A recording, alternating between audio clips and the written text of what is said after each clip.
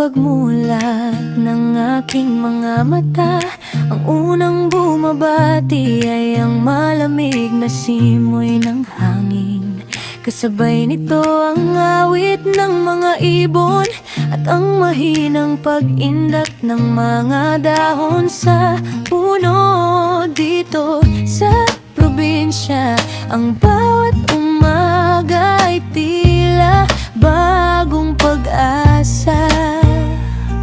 Walang ingay ng mga busina, walang usok na bumabalot sa langit. Tanging sariwang hangin at payapang paligid ang kasama sa bawat sandali. Sa probinsya, masaya ang buhay, preskong hangin ang aming gabay. Lumpia ang bukid, bughaw na langit. Dito ang puso ay laging tahimik. Malayong malayo sa magulong sigayan, dito'y payapa ang bawat pangarap. Sa yakap ng kalikasan, tunay ang ligaya habang umaawit ang buong baryo sa umaga.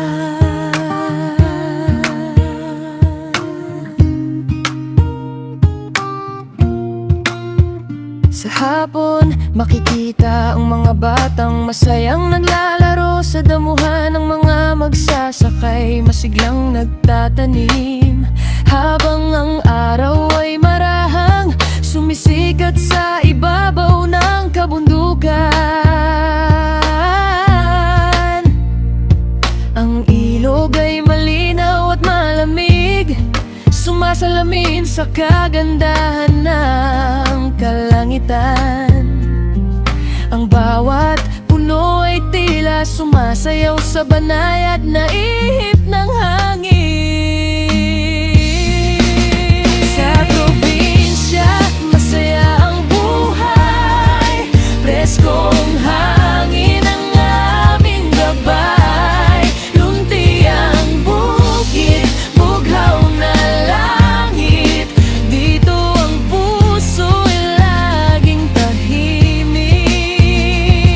Malayong malayo sa magulong siyudad, dito'y payapa ang bawat pangarap. Sa yakap ng kalikasan, tunay ang ligaya habang umaawit ang buong baryo sa Sa ilang gabi, nagliliwanag ang mga bituin na parang mga ilaw na nakasabit sa langit. Ang buwan ay tahimik na nagbabantay habang ang kuliglig ay umaawit ng banayad na himig. Ang bawat tahanan ay puno ng pagmamahalan, tawanan at simpleng kaligayahan. Walang pagmamadali, walang alalahaning dulot ng magulong syudad. Ang bawat araw ay paalala na ang tunay na yaman ay hindi nasusukat sa laki ng gusali, kundi sa kapayapaan ng puso. Huling koro,